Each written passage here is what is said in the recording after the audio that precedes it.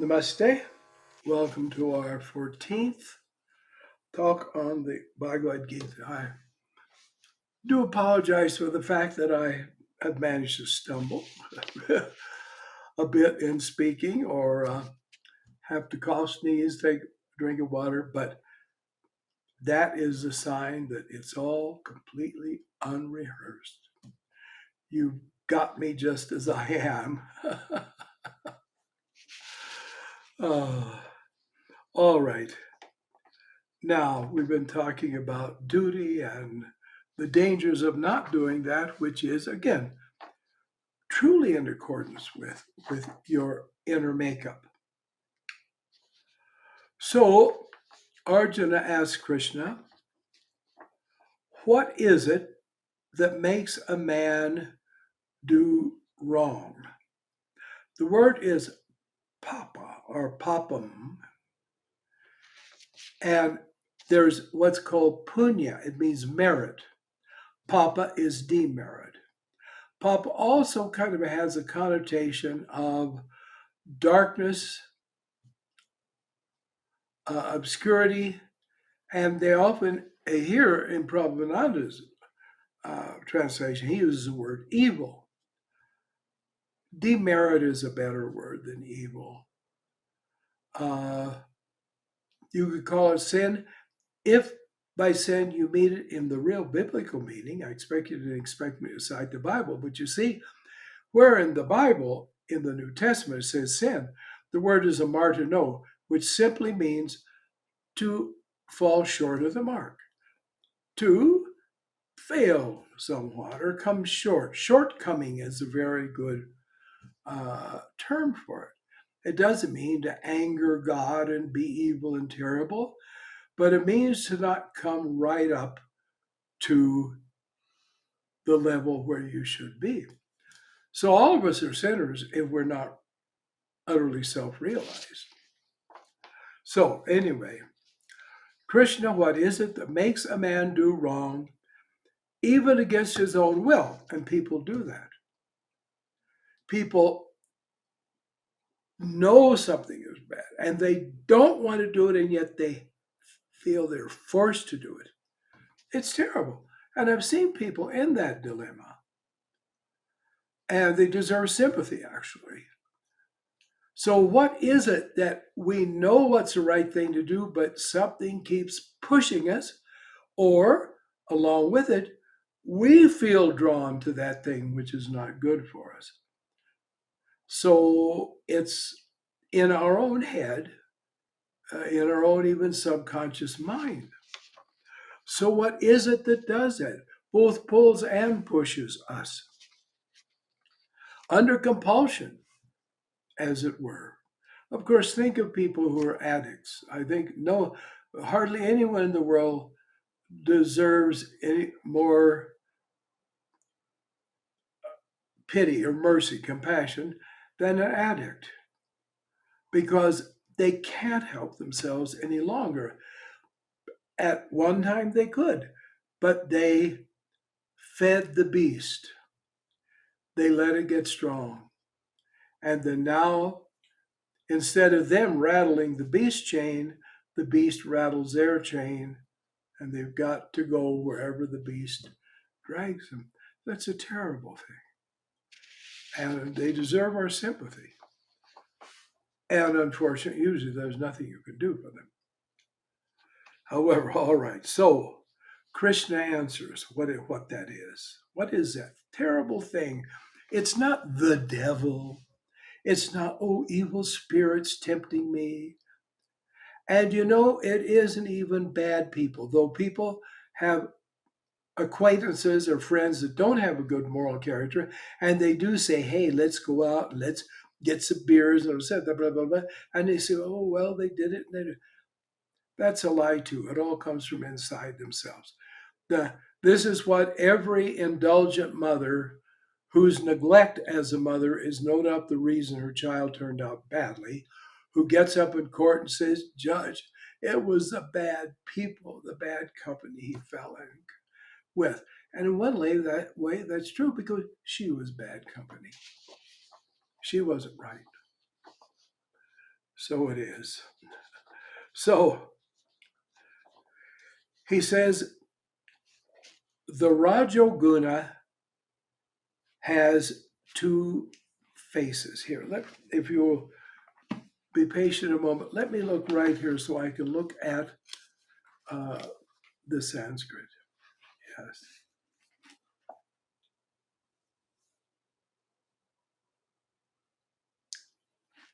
Yes. All right. Got it. He has put it exactly right. All right. There is a quality. There is a mode of energy behavior, which is also magnetic, which impels to behavior or perhaps to non-action. Cowardice is a guna that keeps us to not act, or fear. All right. Rajas means active, compulsive, coercive. A rajasic person is always taking the lead, they're being active, they're saying this is to be done, that's not to be done, and so on. And that can be good on occasion. But it has a word of when we shouldn't be doing something, it pushes us to do it. So he says this Rajaguna has two faces: anger and desire, Krodha and Kama. That's very interesting. Now, he's going to all be talking about desire. So in this case, he no doubt you could interpret as aversion and desire. We can have an aversion for what is good, or aversion for what is bad, and desire for what is good, and desire for what is bad. And that pushing force, that is the Rajaguna.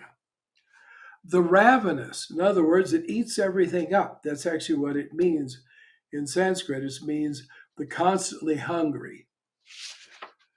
The deadly, because you see, it kills your conscience eventually.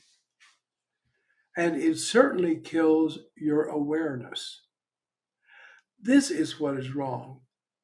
Not that God doesn't like it and the law of God says don't do it. No, it's because it harms you, and since your very nature is awareness and intelligence, it blurs your intelligence.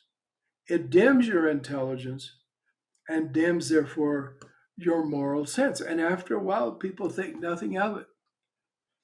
And they say, oh, I've been doing it all my life. When at first they said, no, that's wrong. But then you see, that's what it is to be truly negative. It's to have the positive turned completely opposite to the way it should be.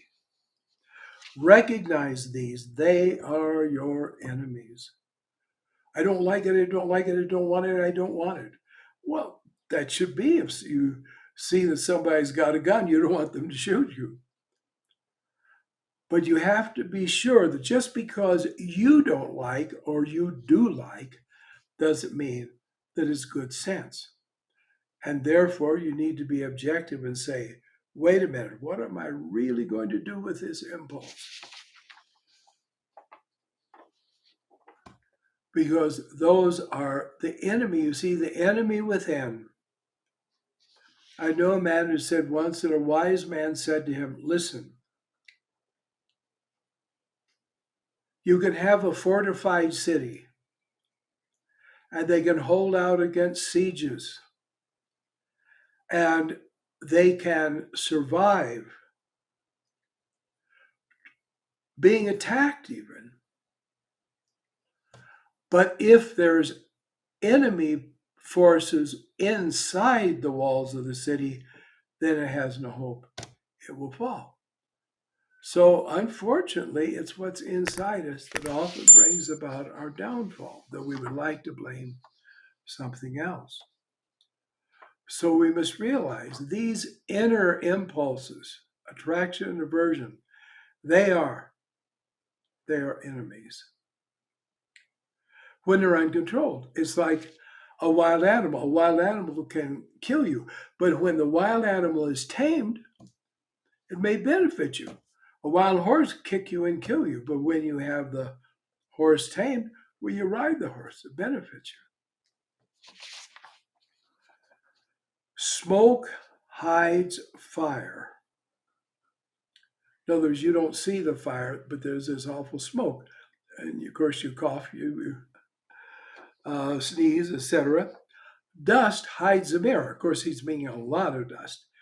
It'd just look like some kind of dirty surface, which in reality, it would be a mirror that could reflect. The womb hides the embryo by desire, but kama doesn't mean just I want. It's like I've got to have it, I've got to have it, I mean it, I want it, and I don't care what other people say, I got to get it. By that, the self, the Atman, is hidden. In other words, you're not even aware of it anymore to say, well, too bad, I'm not going to act according to my higher nature. You forget you have a higher nature. And you say, well, it's only natural. I'm only human. Well, that's just nature. This is true about animals. You say, well, what can they do? It's their nature. It's the nature of a snake to perhaps strike, bite you. It's the nature of certain animals to scratch you, bite you, maybe want to kill you and eat you, but you don't want their nature to get to manifest that way. So you have to be sure that your own wild inner nature doesn't devour you.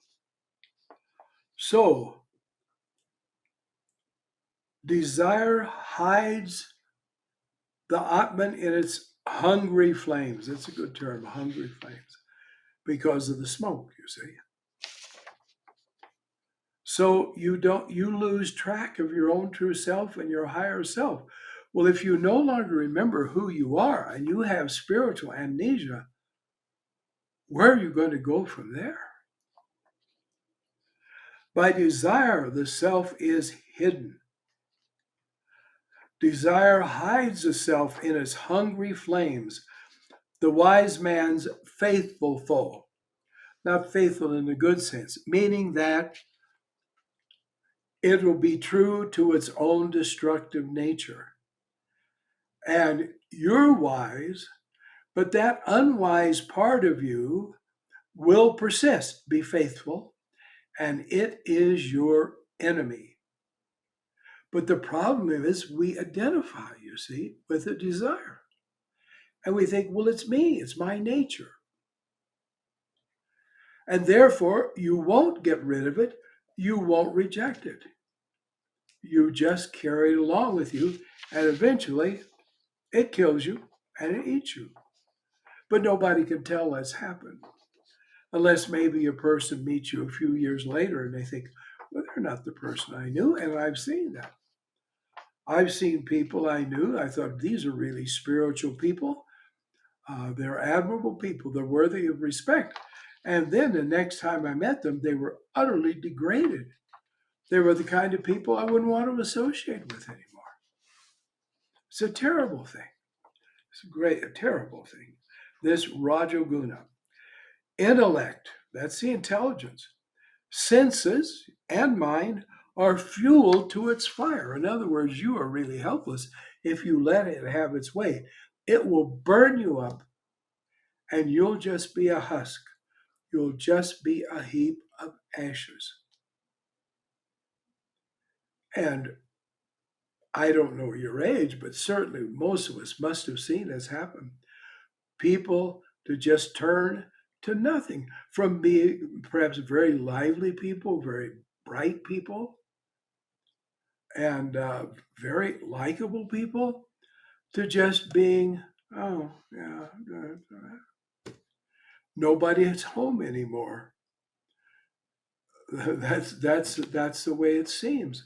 In Autobiography of a Yogi, there's a very vivid example about this, about one of the members of Swami Shirteshwar's ashram who said, "Oh, I want to go home in my village and visit my family." Well, that doesn't seem unreasonable. But Swamiji, and by the way, his name is not Swami space Shri space Yukteswar, which is the way it's written in Autobiography of a Yogi and other publications. His name was Sri Yukteswar. Shri is Lakshmi. Yukta is joined with, and Ishwar, Ishwara.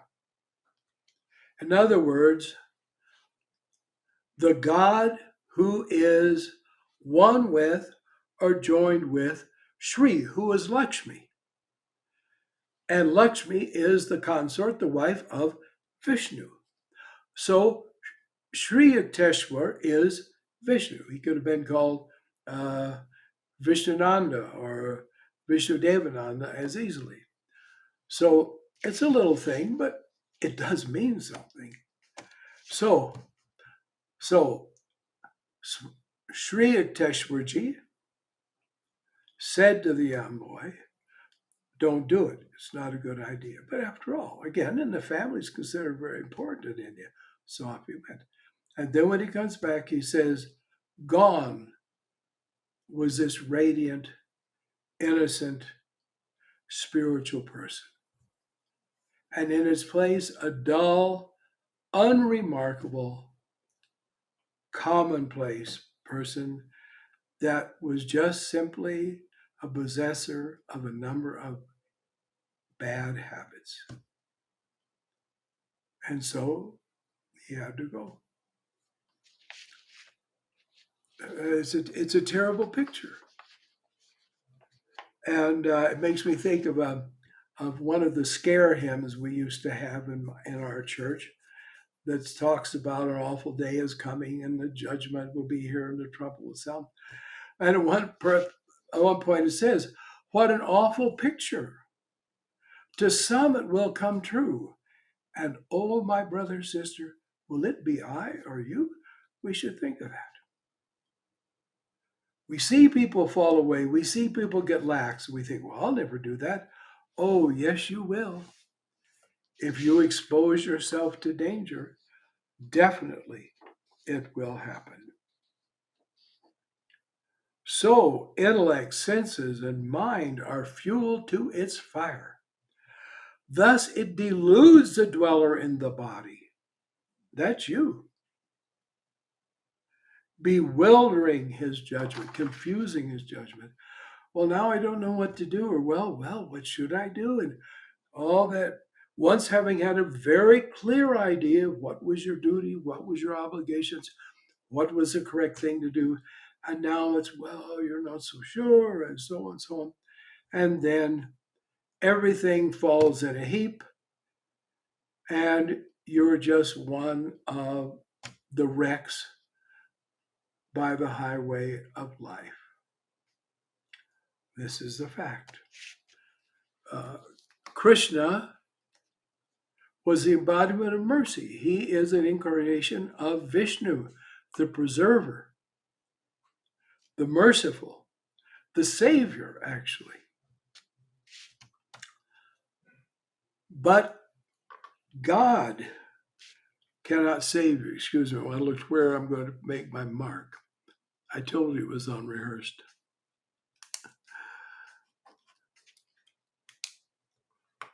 And is that what we want? That's what we'll get. You see, if you order something out of a catalog, that's what you get.